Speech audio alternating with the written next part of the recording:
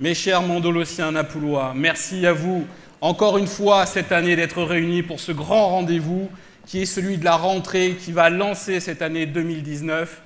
Et vous avez vu que 2018 fut une grande année qui est passée très vite, mais 2019 sera une année encore plus grande, encore plus belle. Et vous allez voir que nous allons faire ensemble de très belles choses pour notre ville. C'est ma conviction, c'est ma détermination, c'est celle de toute mon équipe. Et tous ensemble, nous allons faire ce qui n'a peut-être encore jamais été fait, car nous devons toujours faire plus. C'est comme ça qu'on fait à Mandelieu-à-Napoule, c'est comme ça qu'on fait depuis 20 ans, monsieur le sénateur. Vous nous avez appris à repousser nos limites, eh bien nous le ferons. Donc, mesdames et messieurs, je suis très heureux de vous accueillir ce soir, avec toute mon équipe municipale, tous les élus, et bien sûr nos amis, monsieur le sénateur Henri Leroy. Je ne le présente plus, comme le disait Gilles il y a quelques instants, il est telle l'éruption du Vésuve au Sénat.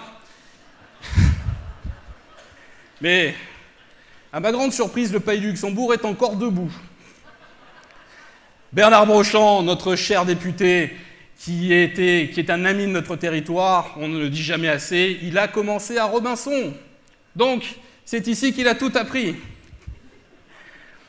David Lisnard, le président de la communauté d'agglomération, maire de Cannes, vice-président du conseil départemental, si dynamique, toujours aussi actif, qui porte lui aussi cette vision de notre territoire et qui est toujours aussi devant ce dynamisme, devant cette force, eh bien, nous rendons hommage ce soir. Georges, notre ami Georges Bottella, qui, tel faisait ses vœux hier à Théoul d'ailleurs, félicitations pour ce 90e anniversaire que tu vas fêter dans quelques mois, car sachez-le, mesdames et messieurs, non mais c'est pas le sien,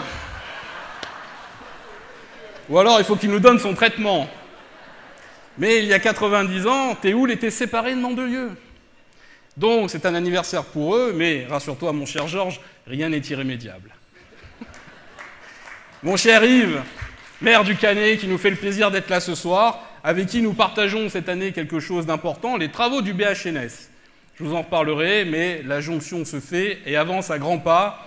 Bien sûr, Julie Flambard, la conseillère régionale, David Konopnicki et Michel Paganin, nos représentants départementaux qui travaillent jour et nuit. David dort d'ailleurs à la mairie, je vous le dis chaque année, mais c'est encore plus vrai cette année, car 2019 sera rude.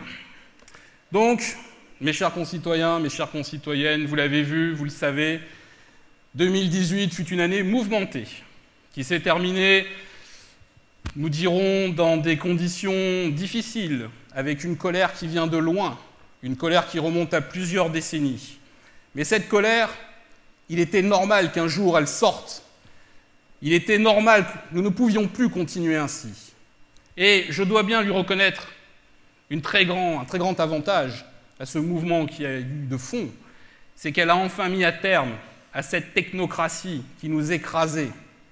Elle a enfin mis un coup d'arrêt à cette volonté de centralisation extrême qui voulait tout remonter au niveau de Paris ou au niveau des métropoles pour toujours être plus loin du citoyen, contre tout sentiment de réalité, contre tout sentiment d'efficacité, une incohérence complète. Alors vous avez vu que depuis quelques jours, les maires sont redevenus des élus qu'on adore. Qu'est-ce qu'on nous aime, nous sommes magnifiques, nous sommes le rempart de la République, nous sommes la proximité même. Que serait la France sans nous? On peut dire qu'on apprécie le discours. Alors c'est vrai qu'avant, nous étions plutôt la cinquième roue de la charrue, voire même de la remorque. Hein, on ne nous consultait pas parce qu'on ne savait rien, ou qu'on ne savait pas parce qu'ils étaient toujours plus en avant. Nous, on ne comprenait pas, on était l'ancien monde. Ah, je vous dis ça, c'était il y a 1 mois et demi, hein, c'était pas comme si c'était hier. Et là, d'un coup, nous redevenons le fer de lance. Pourquoi pas? Il est vrai que sur le terrain, la proximité, le maire et son conseil municipal sont ceux qui sont le plus à l'écoute de leur territoire. Ceci étant dit, très honnêtement, je pense que le mépris qui a été affiché depuis 18 mois, qui a fait que près de 50% des maires ont déclaré leur intention de ne pas se représenter, que nous avons eu droit à des scènes telles que le hashtag Balance ton maire, qui a été vécu de manière extrêmement violente, extrêmement désagréable, mais qui traduisait bien un état d'esprit. Tout ça ne s'efface pas en 15 jours. Et s'il faut que nous accompagnions un renouveau, et je le souhaite de tout mon cœur, parce que je vous le dis, on ne pouvait pas continuer comme ça, Eh bien, j'attends d'abord d'avoir des actes forts, des engagements concrets sur le fait que les élus locaux vont reprendre le contrôle de leur territoire. Car tant qu'il n'y a pas ces engagements, tant qu'il n'y a pas cette volonté de remettre les choses au niveau du terrain, je ne pense pas qu'il soit très sain que nous nous prêtions à ce qui pourrait ne bien être au final qu'une opération de communication à grande échelle. Et là, je mets en garde très solennellement ceux qui nous dirigent, et je sais que cette voix portera jusqu'au Parlement, c'est que l'histoire nous a appris, d'ailleurs, mon cher Jacques, que ceux qui jouent avec les désirs du peuple pour gagner du temps déclenchent souvent des tempêtes bien plus puissantes que ce que nous avons connu aujourd'hui.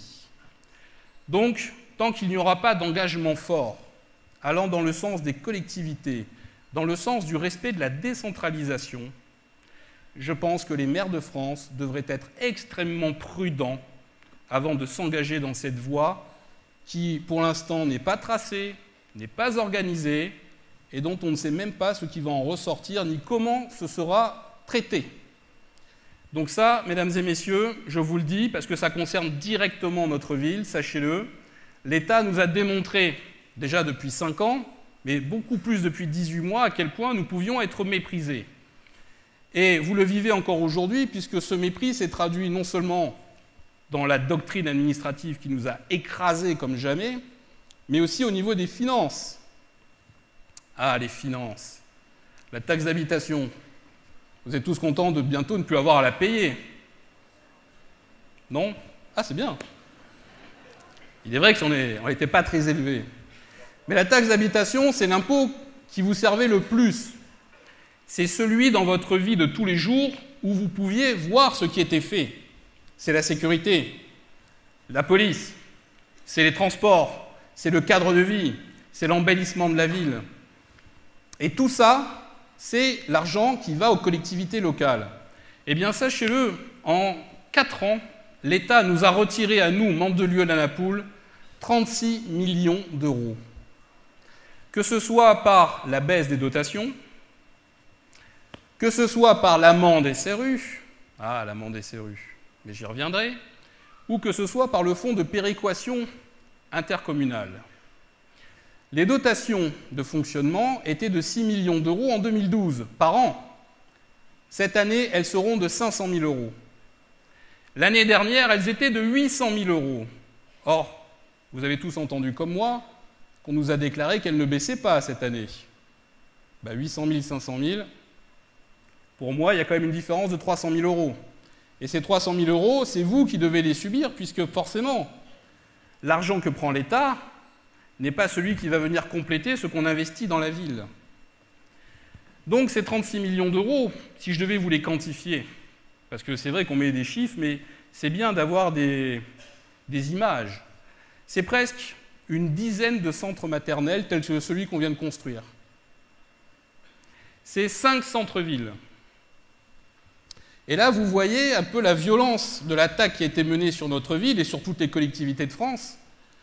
C'est qu'on a chargé toujours plus les collectivités locales en termes de missions, on a chargé toujours plus les collectivités locales en responsabilité, avec accessoirement une responsabilité pénale du maire, et dans le même temps, derrière les grands discours de les territoires sont la force de la France, on a retiré tous les moyens, et depuis 18 mois à vitesse accélérée. Donc on ne pouvait pas continuer comme ça, et l'opportunité que nous avons aujourd'hui, il nous faut la saisir. Et j'espère que l'Association des maires de France, et là, mon cher David, je sais que tu vas porter cette voix avec force, sera un des pivots, une des clés de voûte, je ne dirais pas de cette contre-attaque, mais de ce rééquilibrage qui est nécessaire à la France, car si nous continuons dans l'aveuglement centralisé, parisien, technocrate, à coup sûr, nous irons à l'effondrement.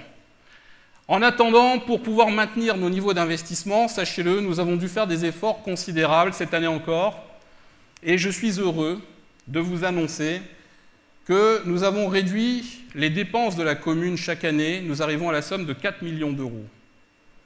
Ces économies nous ont permis d'investir à ce jour, depuis 2014, 80 millions d'euros, et nous finirons le mandat avec un investissement global de 110 millions d'euros. Et ces 110 millions d'euros, mesdames et messieurs, auront été faits en autofinancement, sans recours à l'emprunt, car c'est aussi un engagement que j'avais pris devant vous.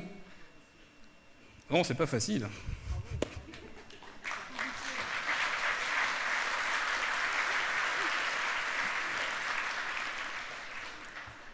Nous n'avons pas recouru à la dette, car nous ne savons pas aujourd'hui de quoi sera fait demain. Et en gardant la maîtrise de nos finances, nous gardons la maîtrise de notre destin. Et quand je dis notre destin, c'est notre destin à tous. Car la suppression de la taxe d'habitation, mesdames et messieurs, nous sommes aujourd'hui le 18 janvier. Eh bien, je ne sais toujours pas comment elle est remplacée pour les finances communales, pour le budget 2019. Et ce qui est plus inquiétant, c'est que je pense que le gouvernement non plus ne sait pas. Ce qui est déjà plus problématique. Donc, vous l'avez compris, mesdames et messieurs, ce que nous demandons, c'est un retour à la liberté, tout simplement. La liberté d'action, la liberté de gestion, et que le citoyen soit le seul maître de la gestion de son territoire. C'est ça que nous voulons, et c'est ce que nous devrons obtenir. Donc, ces finances, vous l'avez vu, je vous ai dit pas d'autofinancement, enfin, pas d'endettement, tout en autofinancement, mais ça signifie aussi pas d'augmentation d'impôts.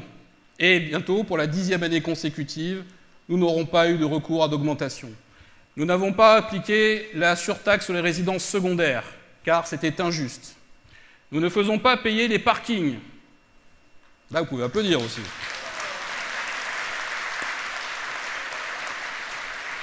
D'ailleurs, je vous préviens, le jour où vous n'applaudissez plus, on les mettra payants. Hein.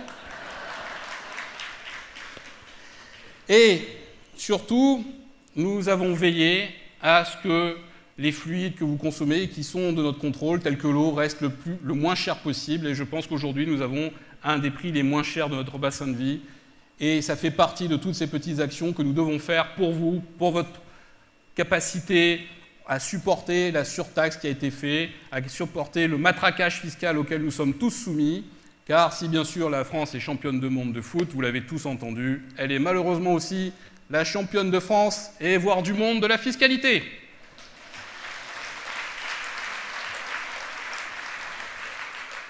Et vous savez, quand on est champion du monde de foot, on a des étoiles sur le maillot. Eh bien pour les impôts, je peux vous dire qu'à mon avis, le maillot n'est plus assez grand pour mettre les étoiles.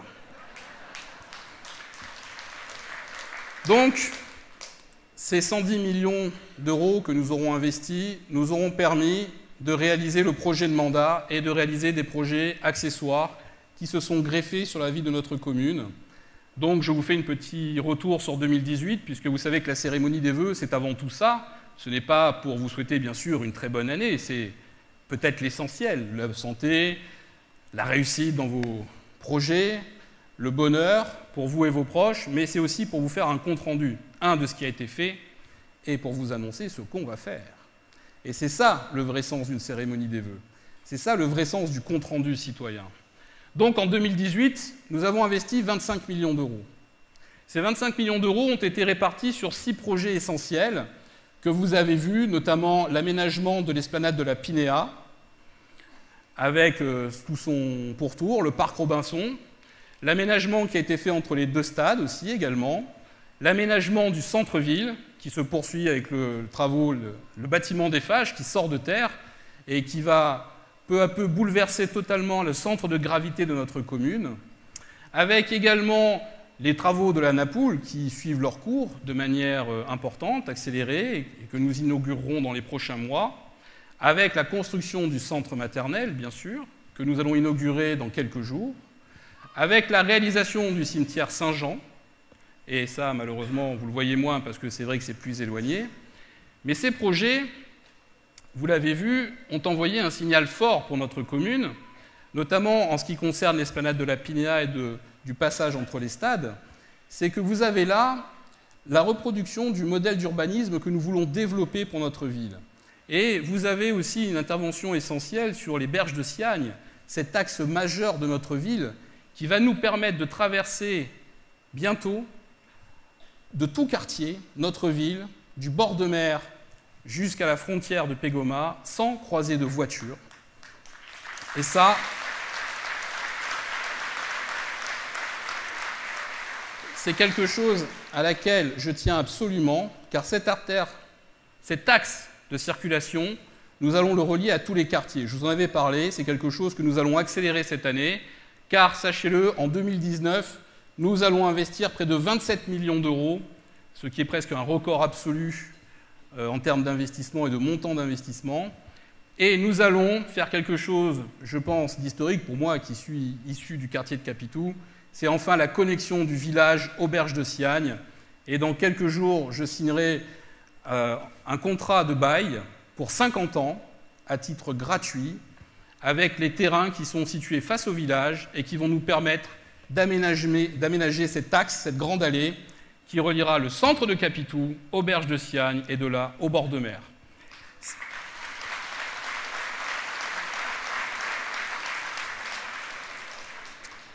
Cette réalisation du Grand Capitou, bien sûr, c'est la première étape de ce grand projet. Et nous allons déployer cette année beaucoup de grands dossiers. Nous allons lancer un grand plan de rénovation de nos voiries, car elles en ont grand besoin, et nous allons commencer immédiatement avec le boulevard de la Tavernière, avec la rue Yves Braillère, avec sûrement Jean Monnet, que nous allons traiter également, et suivront très rapidement Janvier Passero, la deuxième partie de l'avenue de Cannes, le boulevard des Écureuils, et nous allons finir l'avenue de la Mer. Et nous allons traiter tous ces grands axes, car même si nos voiries communales sont en meilleur état qu'au niveau national, certaines sont anciennes, dégradées, et il nous faut les rénover. Et en le faisant, nous ferons également les trottoirs, nous ferons le plan lumière, et nous allons nous déployer dans toute la ville. Car votre ville, sachez-le, mesdames et messieurs, je m'y engage, va garder la même âme, mais va changer de visage. Et ça, c'est un engagement que je prends devant vous.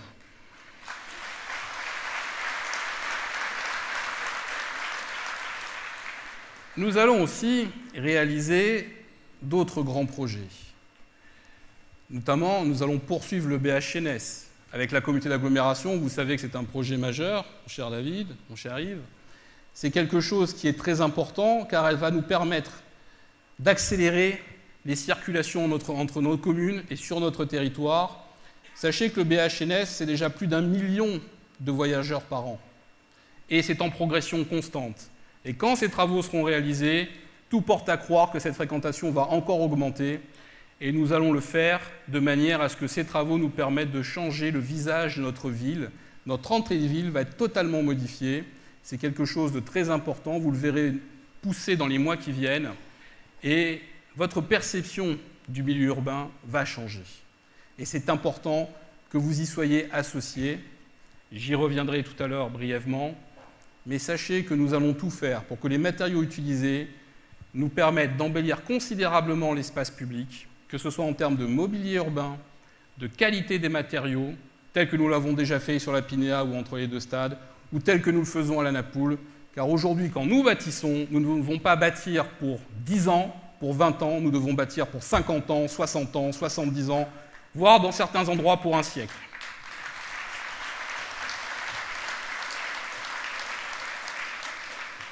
Alors nous allons aussi faire quelque chose que vous attendez tous, c'est l'éclairage des berges de Siagne. Vous l'attendez? Bon. Ça permettra d'en profiter, notamment l'été, mais également l'hiver, de manière beaucoup plus facile. Et là aussi, vous verrez que votre perception des berges de Siagne va changer. Car au travers de cet éclairage, nous allons faire de nouveaux aménagements, que ce soit sportifs, ludiques. Nous allons vraiment développer cette artère de manière très importante. Nous allons refaire, vous avez vu que le jardin d'Alexia a été entièrement rénové, il ouvrira ses portes dans quelques jours, et je vous présenterai, mais je garde un petit peu la surprise, un projet sur le parc de Camille, qui aujourd'hui est un grand espace naturel, rassurez-vous, il le restera, mais nous allons faire en sorte qu'il soit un parc pour les familles, un parc où on se sente bien, et surtout où les enfants pourront, je pense, s'évader par l'imagination, mais avec des aménagements vraiment de grande qualité. Nous allons également créer le rond-point devant la gendarmerie, qui est ce rond-point en hommage au colonel Beltrame, et je pense que c'est une très bonne chose, puisqu'il se situe justement devant notre brigade de gendarmerie, et j'en profite pour saluer le commandant de Azevedo, le capitaine Delval et l'adjudant Sabi, qui font un travail remarquable sur notre commune avec la police municipale. Et ce rond-point va nous permettre de faciliter la circulation sur le boulevard des Écureuils et aura une importance majeure pour la circulation du futur centre-ville, car vous le savez, dans quelques mois, quand les projets du bâtiment Eiffage seront terminés, nous allons récupérer un grand parking public, et la sortie de ce parking public, ce rond-point, nous permettra de faciliter la circulation et le retour sur l'avenue de Cannes, et nous évitera de faire un grand détour tel qu'aujourd'hui vous devez le faire. Donc c'est quelque chose, je pense, de très positif. Dans les points importants, nous allons également entamer les études pour refaire notre bord de mer. Et ce bord de mer, vous savez, je vous avais raconté les grandes discussions que nous avions eues avec la commission des sites, normalement, parce que n'oubliez pas que nous sommes en France, et qu'en France, dès qu'on veut faire quelque chose, il faut s'armer d'une certaine patience. Donc nous avons dû discuter longuement avec la commission des sites pour avoir l'autorisation d'agrandir le bord de mer, et nous avons récupéré une parcelle de 3000 m² sur le golfe, et d'ailleurs je remercie les dirigeants du golfe de nous l'avoir cédé, qui va nous permettre d'élargir ce bord de mer de près de 12 mètres. Et les travaux que nous allons faire, le projet que nous allons lancer cette année, nous permettra notamment d'embellir ce bord de mer qui a plus que vécu, pour se connecter aux berges de Siagne et offrir une circulation douce piéton-vélo du bord de mer aux berges de Siagne et à travers ça directement dans toute la ville. Ça, c'est un des grands projets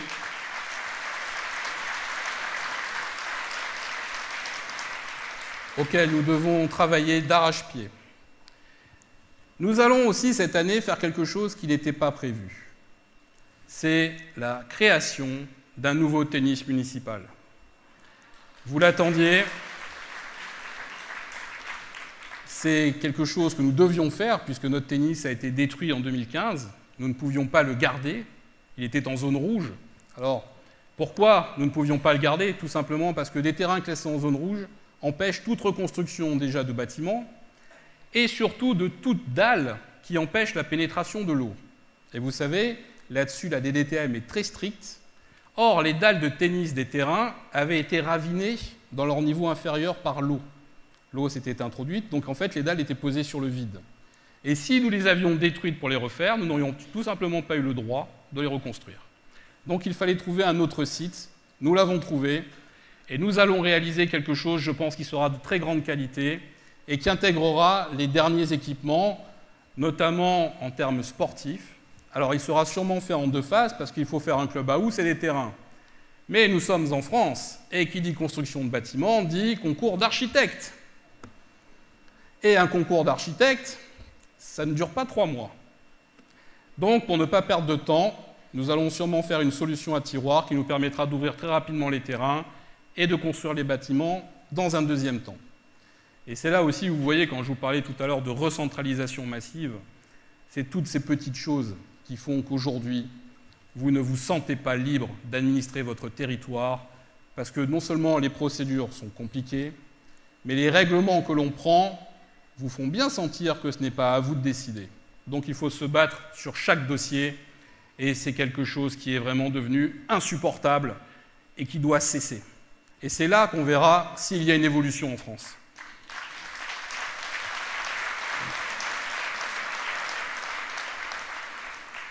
Tous ces projets que nous faisons, nous les faisons bien sûr en tant que collectivité, mais nous les faisons aussi avec l'aide du département.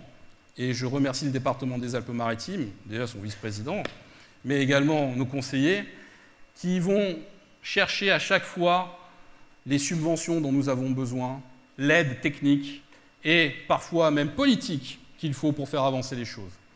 Et ces projets, sachez-le, sont vraiment des projets structurants. Et quand je vois qu'on a voulu faire disparaître les départements pour nous métropoliser, sachez que le département, c'est le premier partenaire financier et technique de la ville, qu'être englobé dans une métropole à l'ouest ou à l'est du département pour que le citoyen, quand il a un problème en bas de chez lui, doive se rendre à 35 km pour attendre que les équipes techniques arrivent, c'est une aberration totale, et d'autant plus totale qu'elle a essayé d'être faite dans notre dos à tous. Et ça, c'est tout à fait anormal. Et c'est ce genre de choses que les tensions de ces derniers mois ou de ces dernières semaines ont permis de faire disparaître. Donc nous pouvons être en colère, il faut l'être. Car aujourd'hui se jouent des choses importantes et graves. Et tous les projets que je vous liste ne pourraient ne pas voir le jour si le centre de décision de la ville venait à être englobé de force dans des entités éloignées du citoyen, éloignées de la réalité et totalement abstraites. Donc ça, nous devons nous battre et je compte sur chacun et chacune d'entre vous pour être vigilants et motivés sur ça, car si nous perdons cette bataille, c'est l'avenir même de notre territoire et de notre ville qui sera différent. Donc je compte sur vous.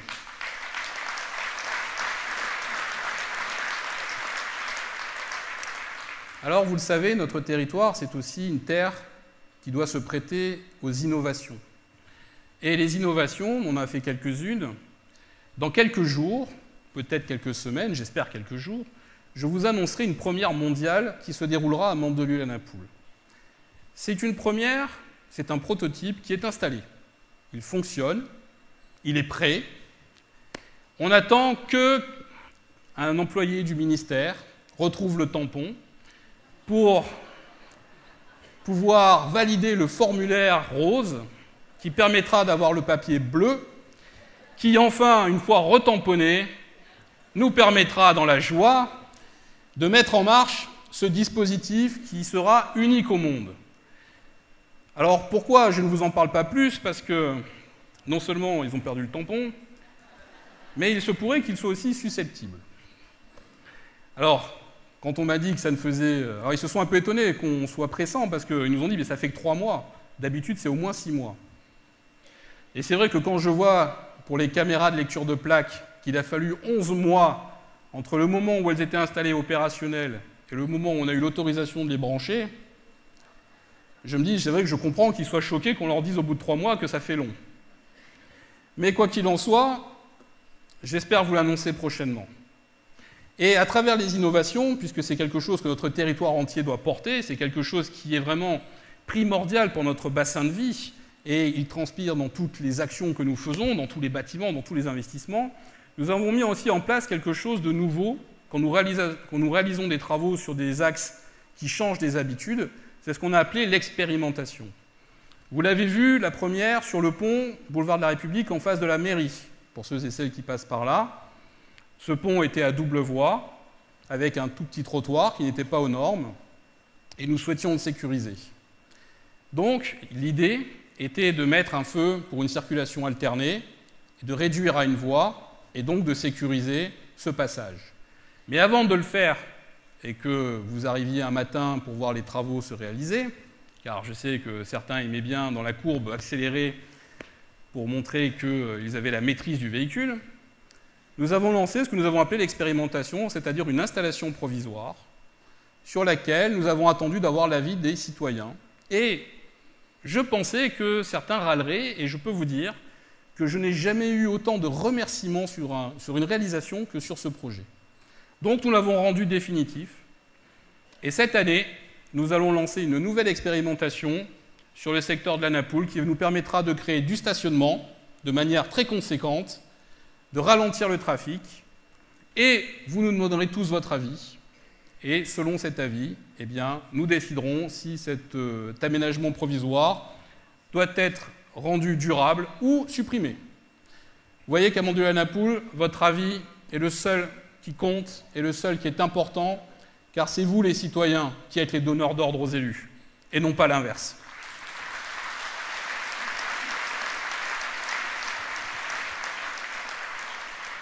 Et ces réalisations, bien sûr, elles ne peuvent voir le jour que grâce à un travail d'équipe, de l'équipe municipale, des agents qui font un travail remarquable, et je les remercie, et je devrais les remercier même encore plus, mais après ils vont mal s'habituer, et des cadres que je torture, et je m'en excuse, en début d'année. Par contre, après, je vous torture quand même.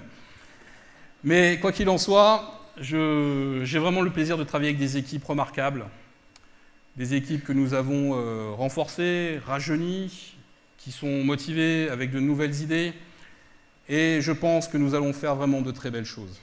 Et messieurs des services techniques notamment, parce que c'est eux que je torture le plus par définition, parce que j'ai un gros défaut, c'est que j'aime bien surveiller des chantiers dans le détail, peut-être un peu trop. Mais en tout cas, sachez que nous sommes là pour vous aider, nous sommes là pour vous accompagner, nous sommes là pour réaliser ce dont vous avez besoin. Et c'est important de le dire, car vous savez, l'équipe municipale, c'est une très grande équipe, c'est une grande famille en réalité, c'est une famille dans la famille.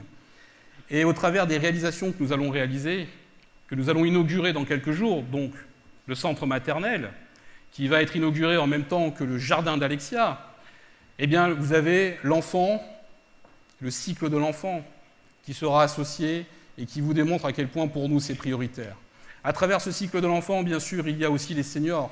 Et je remercie et félicite les équipes du CCAS, les équipes de Floribonda, d'Arc-en-Ciel, le service de soins à domicile qui font un travail remarquable, qui sont le lien entre chaque citoyen, chaque senior, chaque famille. De remercier aussi les équipes qui font à la fois cette connexion entre tous et grâce à qui Mandelieu-la-Napoule est une ville où il fait bon vivre. C'est une ville où nous aimons être. Nous n'avons pas la prétention d'être une grande ville, surtout pas, Dieu nous en garde. Nous n'avons pas l'envie d'être différents de ce que nous sommes.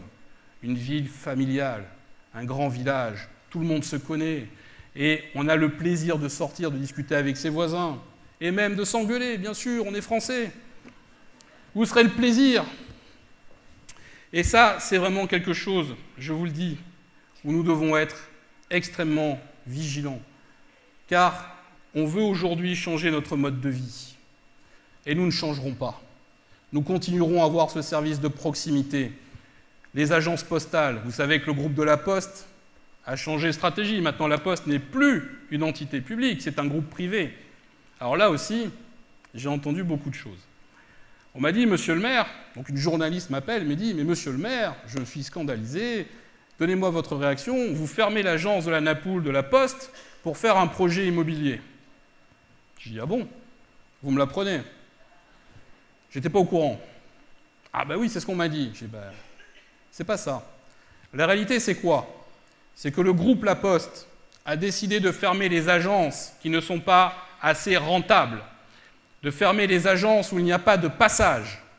Et dans notre ville, a décidé de fermer l'agence de la Napoule et l'agence de Capitou. Et sachez-le, cette décision était irrévocable. Donc, qu'est-ce que nous avons fait? Nous avons longuement travaillé, ça a été des discussions très difficiles, mais nous avons imposé à la Poste que les agences ne soient pas fermées, mais transférées dans les annexes mairies. Et ce sont les agents de la ville, que je remercie et félicite, qui vont assurer les services postaux à la Napoule et à Capitou, et il n'y aura pas de disparition du service public.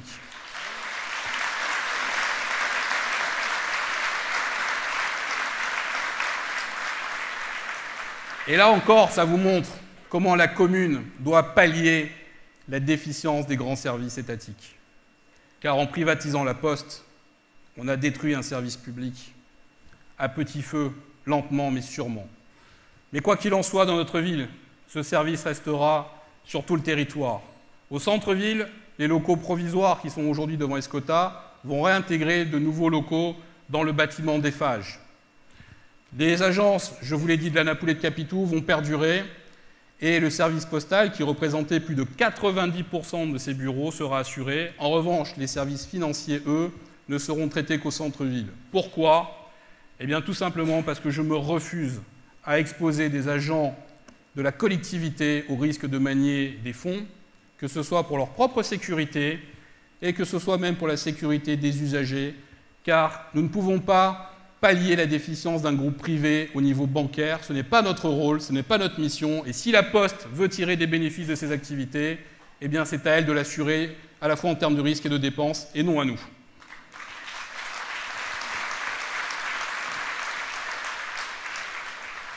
Alors bien sûr, cette grande famille mondolosienne et napouloise, c'est aussi et surtout les citoyens et les associations. Car ce sont nos associations qui font vivre cette ville. Tous les bénévoles, les présidents d'associations qui sont là, qui se dévouent, qui prennent sur leur temps libre, que ce soit dans le sport, que ce soit les associations patriotiques, culturelles, événementielles, etc. J'en passe, j'en oublie bien sûr. Et sachez que ces associations, nous voulons les soutenir. Nous sommes leurs premiers partenaires financiers. Nous allons leur chercher des sponsors Nous leur offrons la logistique dans la mesure de nos moyens. Nous ne faisons payer que les fluides, car malheureusement, aujourd'hui, vous l'avez vu, quand on perd 36 millions d'euros en 3 ans, on est obligé de rationaliser toutes les dépenses. Et ces associations, c'est vraiment le cœur de la ville, c'est le cœur de notre cité. Et elles sont très importantes, et c'est pour ça qu'on va continuer. C'est pour ça que cette année, nous avons augmenté leurs subventions de 3%, et nous serons toujours derrière elles pour les porter, pour bâtir des projets. C'est ce que je dis quand je reçois les présidents d'associations. Bâtissez-moi des projets à 1 an, 3 ans, 5 ans, 10 ans, que l'on puisse avoir de la visibilité, que l'on puisse vous accompagner, que l'on puisse vous faire grandir, car quand vous grandissez, c'est notre ville qui grandit avec vous. Et donc je les remercie pour leur action, je les félicite et j'en profite pour saluer nos porte-drapeaux. Merci à vous, messieurs. Merci. Vous qui êtes des anciens combattants, à travers vous, vous servez à la fois le souvenir, mais vous servez l'image de la France et l'identité de notre ville. Car Mandelieu-la-Napoule est une ville où nous n'avons pas honte de notre histoire, nous n'avons pas honte de notre culture, et où nous soutenons nos forces armées sans réserve, sans restriction, ainsi que nos forces de sécurité. Et j'en profite d'ailleurs pour saluer le commandant Poisson et le lieutenant Delmer, qui sont les officiers commandants du bâtiment de la Marine nationale, la Lyre. Vous savez que c'est notre filleul. Je les remercie et je vous assure de notre soutien total, où que vous soyez, dans quelque mer ou océan que ce soit, que vous vous trouviez, nous serons derrière vous, car c'est le rôle de chaque ville de soutenir l'armée, la marine, bien sûr l'aviation. Mais là, nous démontrerons dans les faits que nous le faisons réellement. Et le lien armée-nation, c'est là, en dehors des paroles, des propos, ou de jouer au chef de guerre avec un commande-car, c'est là qu'on l'illustre. Et c'est ça que nous ferons.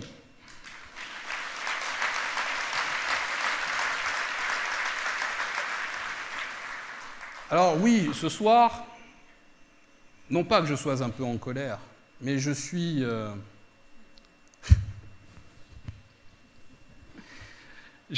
on va dire, déterminé. Pourquoi ? Vous savez que nous avons adopté cette année quelque chose d'essentiel, notre nouveau plan local d'urbanisme. Ce plan local d'urbanisme, sur lequel on a beaucoup parlé, vous avez vu que cette année a été riche en événements. Ce plan local d'urbanisme, sachez-le, c'est un document qui est fait par la ville, avec le contrôle des services de l'État, pour définir ce que sera notre territoire dans les prochaines décennies. J'ai le grand plaisir de vous annoncer que notre territoire, avec ce nouveau plan local d'urbanisme, voit 100 hectares supplémentaires protégés et classés inconstructibles. Ce qui fait que désormais, à Mandelieu-la-Napoule, sur 3127 hectares de surface, vous avez désormais 2330 hectares qui sont des hectares naturels et protégés de toute urbanisation. Et ça, c'est quelque chose dont nous devons être fiers. C'est quelque chose que nous devons porter, que nous devons défendre. Sachez que le scénario que nous avons retenu est un scénario qui prévoit d'ici 2030 une augmentation de la population de 0,35%. Ce qui fait que notre ville, dans 15 ans, parce que quand on dit 2030, on vise toujours un peu plus loin, devrait être de 23 700 habitants permanents. Et ce territoire que nous voulons protéger, et là je remercie bien sûr les sapeurs-pompiers qui nous protègent l'été de ce péril meurtrier qui est les incendies que nous connaissons tous, et également l'hiver des inondations, en partenariat avec le CCFF, bien sûr, avec les équipes du SMIAG du département et de la communauté d'agglomération qui font un travail remarquable sur la mise en protection, et vous avez vu que là-dessus nous avons eu beaucoup d'événements concrets en 2018, notamment sur la protection du bâti privé. Nous avançons sur la protection du bâti avec les bassins de rétention que nous essayons de lutter pour faire sortir. Mais là encore, nous sommes en France. Et mon Dieu, que c'est compliqué dès qu'on trouve une marguerite classée ou une grenouille qui a eu le malheur de venir d'un continent lointain et qui fait qu'aujourd'hui elle est tellement rare qu'elle doit passer avant tout. Eh bien, c'est une lutte difficile. Et sur ce que nous avons vécu en 2015, cette tempête qui nous a frappé le 3 octobre, qui nous a meurtris au plus profond, qui nous a pris des amis, des concitoyens, des concitoyennes, sur ce territoire que nous protégeons à maintenant 71%, mais pour de bonnes raisons, ceux-là même qui nous contraignent, à avoir des délais de réalisation qui durent des années, qui sont totalement inacceptables, on vient nous donner des leçons d'urbanisation. C'est-à-dire que d'un côté, on nous reproche de ne pas protéger, et d'un autre côté, on nous punit pour ne pas faire 2200 logements sociaux. Quand vous voulez l'illustrer, c'est 50 copropriétés de 50 appartements, uniquement sociaux. Alors vous me direz, à l'impossible, nul n'est tenu. Eh bien non, pas en France. Parce que même si nous n'avons aucun terrain pour les faire, et ça l'État le reconnaît très bien, nous payons chaque année une amende de 1,4 million. Nous avons été carencés, c'est-à-dire que nous avons été mis au banc des villes. On nous a retiré le droit d'attribution des logements pour bien nous faire sentir que nous étions indignes, car nous n'étions pas dans la grande politique, dans les grandes lois de Mme Duflot et de Mme Coste, même si je n'aime pas leur faire de publicité, je le dis parce que ça va compléter mon propos. Ces lois iniques, déconnectées de toute réalité, qui ne sont finalement, à mon avis, qu'un prétexte pour nous prendre 1,4 million, soyons clairs. C'est quelque chose qui est non seulement inconcevable, mais c'est de l'inconscience pure. Car aujourd'hui, sachez-le, s'il n'y avait pas eu le 3 octobre 2015, l'État aurait fait le forcing pour nous faire bâtir des logements sociaux dans des zones inondables. La seule chose qui les a arrêtés, c'est les événements cataclysmiques auxquels on a été confrontés. Et, vous me direz, peut-être y a-t-il une prise de conscience, mais non, pas du tout. Un secrétaire d'État, dont je ne citerai pas le nom, de notre cher gouvernement, en visite dans notre région, a déclaré que Mandelieu-la-Napoule était le contre-exemple absolu de ce qu'il faut faire en termes d'urbanisme. Ça fait plaisir. Parce que justement, nous n'étions pas pliés à cette règle des logements sociaux. Eh bien, monsieur le secrétaire d'État, voilà ma réponse. Si nous sommes ce que vous concevez être le contre-exemple absolu au niveau national, au regard des résultats de votre politique et de votre conception des citoyens, c'est un honneur, et je vous en remercie. Et plutôt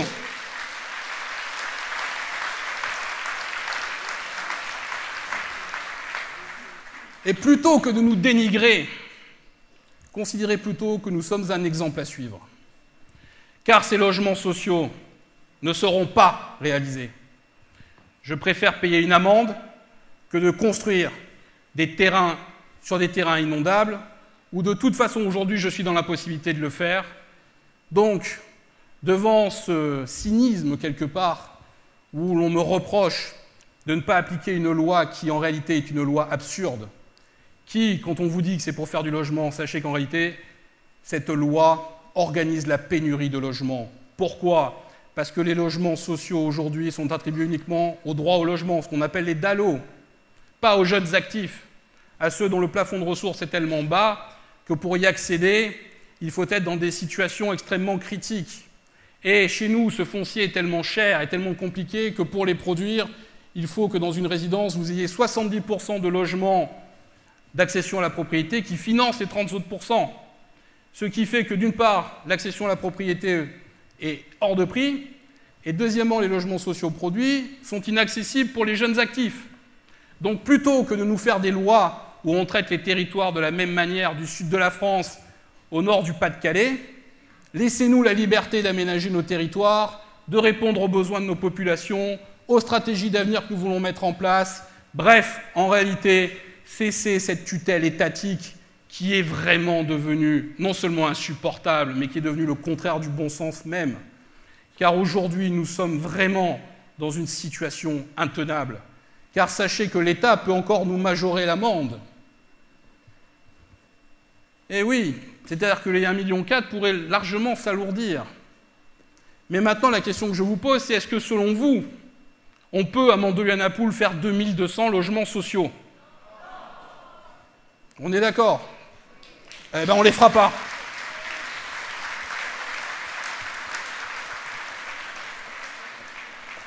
Nous allons protéger plutôt notre environnement. Nous allons préserver nos espaces verts. Mieux que ça, nous allons les agrandir, à la fois dans le tissu urbain, où nous allons, dès que c'est possible, remettre de la végétation, augmenter les plantations d'arbres, refaire un espace urbain couvert par le vert, cet or vert qui est maintenant celui de l'environnement. Nous devons le faire de manière extrêmement active. C'est important, nous avons commencé à le faire, vous avez vu sur l'avenue de Cannes. Nous allons déployer ce système dans tous les axes et dans tous les travaux que nous allons faire. Nous allons replanter.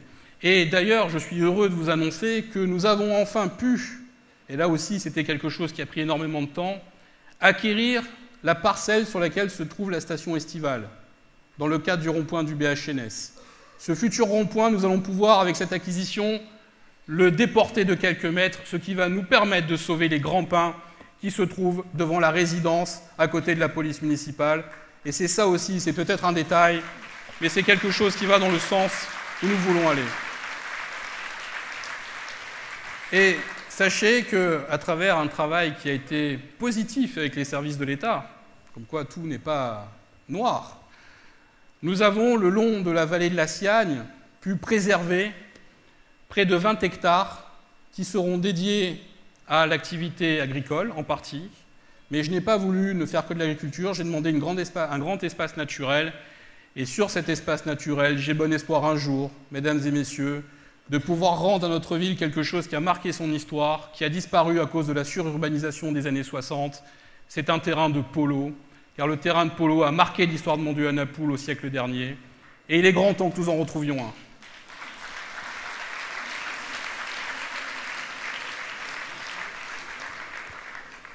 Là aussi, nous avons voulu faire preuve d'innovation. Nous avons voulu tester un nouveau système que nous avons déployé il y a quelques semaines, notamment pour la protection de nos palmiers. Vous avez vu qu'ils sont attaqués de manière extrêmement féroce par un parasite, le charançon rouge, pour ne pas le nommer, doublé de son siamois, le papillon des palmiers, qui ressemble plus à un mini bombardier qu'à un papillon, pour être honnête. Et ces espèces qui étaient en train de décimer tous les palmiers de la Côte d'Azur, nous avons mis en place un nouveau système. Nous sommes la première collectivité à le faire. J'espère que ce sera positif et que nous pourrons le déployer.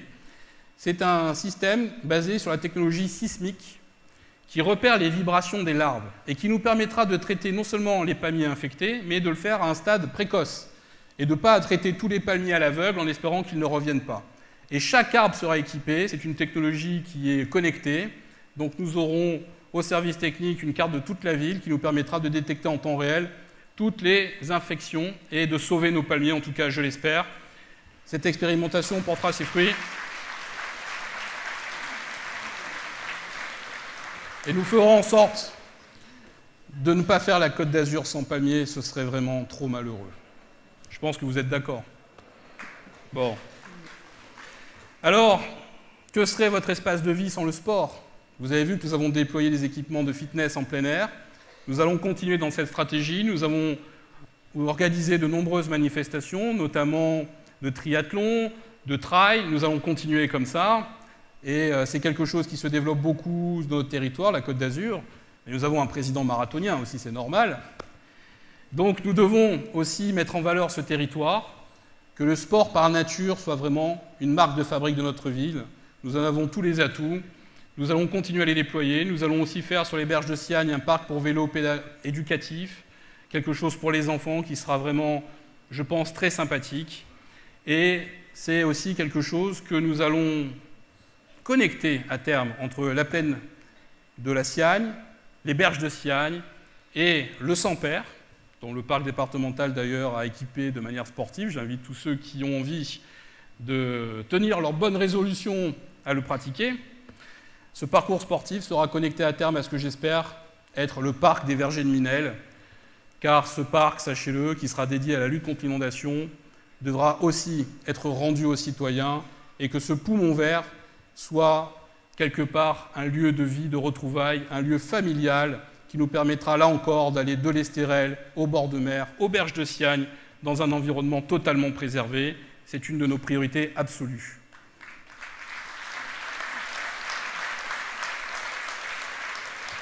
Ces priorités, bien sûr, ça sera aussi le déplacement, car vous savez qu'on ne va pas loin sans transport.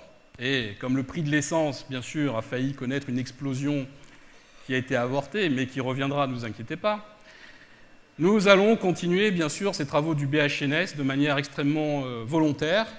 Je vous le disais, Mandelieu est en cours, Le Canet est en cours. Le réseau, 1 million de passagers par an, c'est considérable. Donc nous allons continuer sur cette voie, nous allons augmenter les cadences. Nous allons cette année reconduire une expérimentation qui a été menée l'année dernière avec un succès spectaculaire, la mime aux plages. Sachez-le. Et là, je félicite les services qui ont eu une très très très bonne idée, mon cher David. 45 000 utilisateurs en 2 mois. Donc cette année, nous allons augmenter la fréquence, nous allons augmenter les navettes et nous allons augmenter le parcours. Bon, l'année dernière, c'était la SNCF qui payait. Cette année, ce sera nous. On ne peut pas leur faire 2 fois le coup à la SNCF, hein, on peut essayer, mais... D'ailleurs, cette année, vous savez qu'elle a été aussi marquée par la disparition de notre viaduc ferroviaire. D'ailleurs, je ne sais pas si vous avez pu voir qu'il y a une exposition de maquettes dans l'entrée du CEC, dont la maquette de ce viaduc qui a quand même marqué l'histoire de notre ville pendant 160 ans. Hélas, on ne pouvait pas le sauver.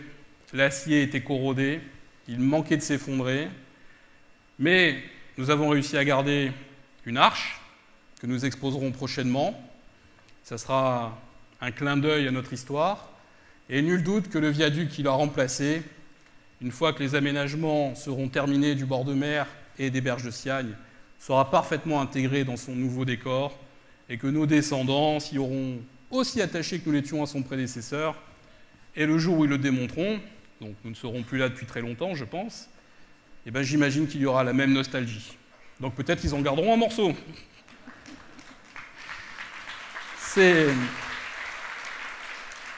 Ces déplacements, c'est aussi les modes de transport doux, donc bien sûr pédestres, mais également vélo.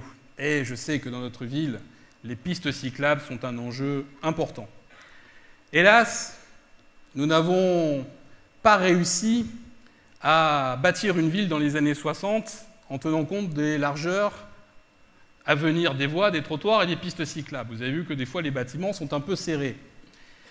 Mais quoi qu'il en soit, nous avons lancé une étude très approfondie et j'ai le plaisir de vous annoncer que cette année, nous allons produire ce que j'appellerai le plan vélo, c'est-à-dire que nous allons sortir une étude de pistes cyclables existantes à venir et à améliorer sur toute notre ville. Et nous allons mettre en place un plan de programmation et de réalisation pour développer ce mode de transport essentiel qui est aujourd'hui incontournable et qui permettra non seulement aux vélos de circuler en toute connaissance de cause, mais également aux trottinettes électriques, puisque vous avez vu qu'aujourd'hui, elles battent des records.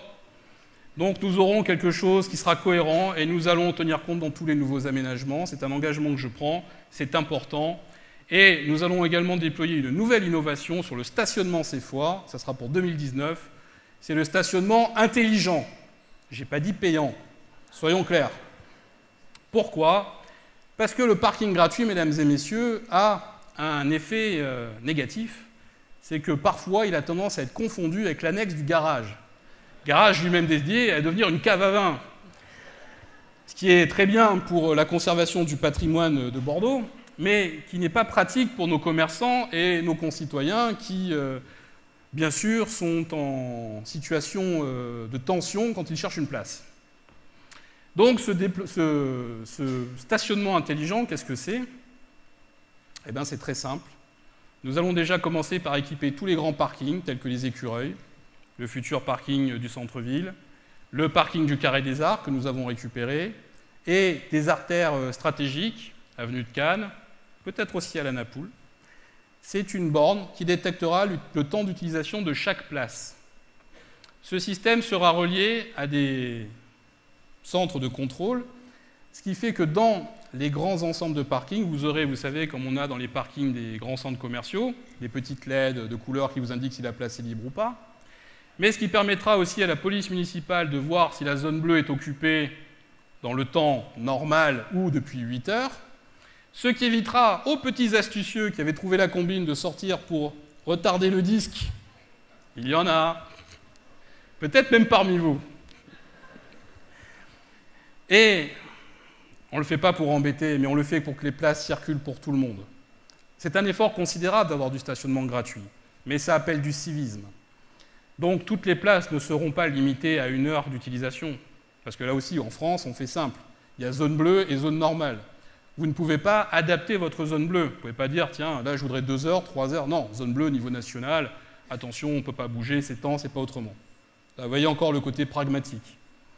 Mais les consignes qui seront données, bien sûr, ce sera de faire preuve de discernement.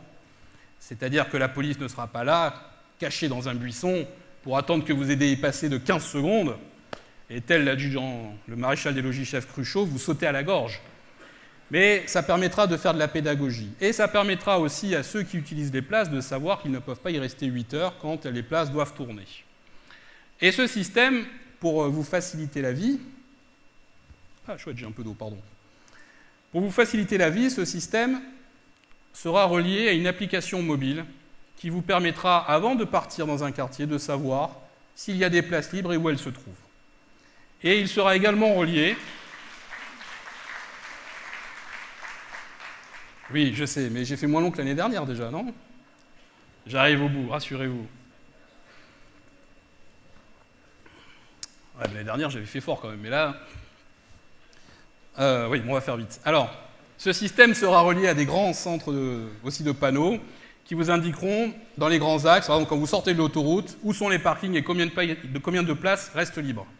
Donc on va gagner beaucoup de temps. C'est une révolution sur le stationnement que je tiens à mener avec toute l'équipe. Et on va le faire cette année, et je pense que vous verrez vraiment une grande différence. Alors,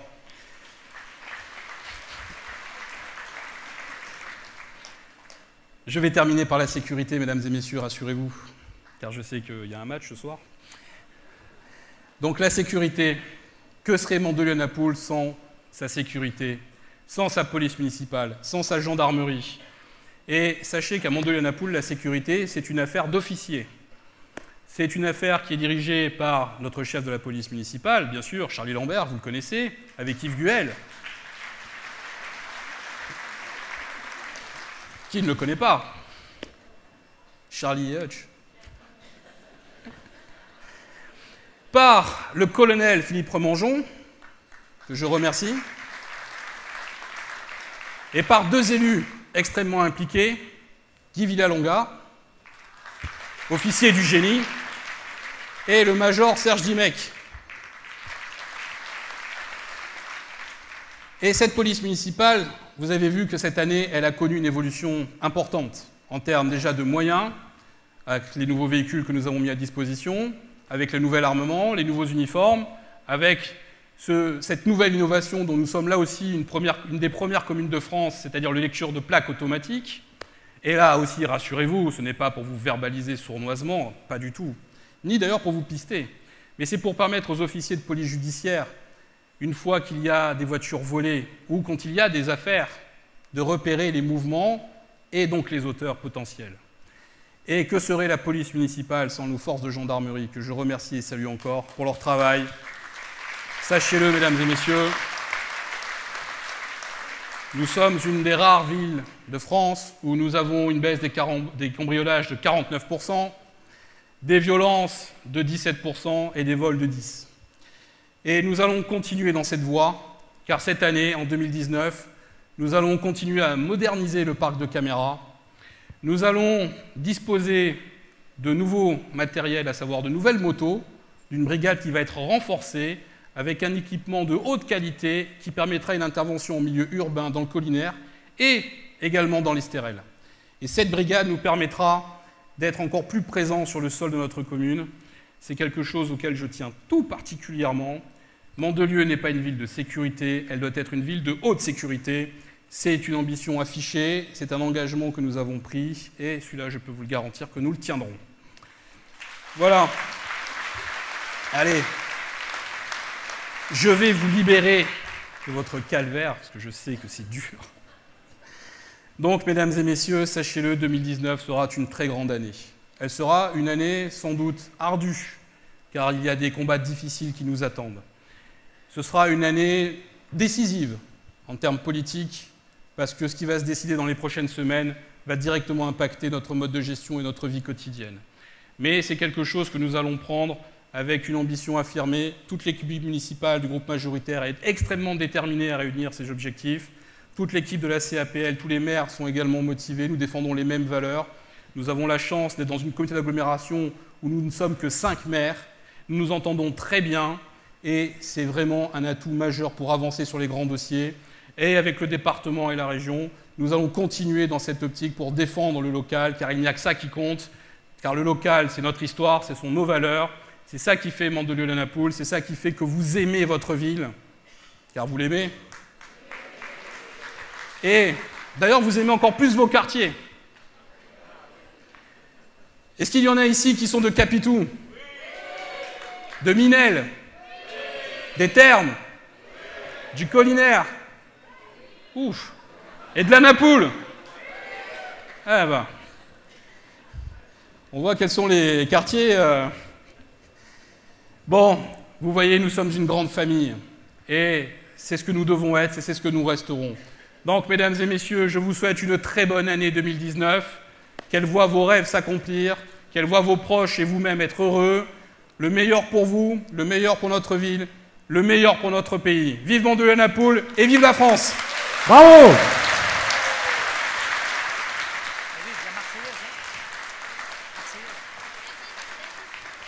La Marseillaise.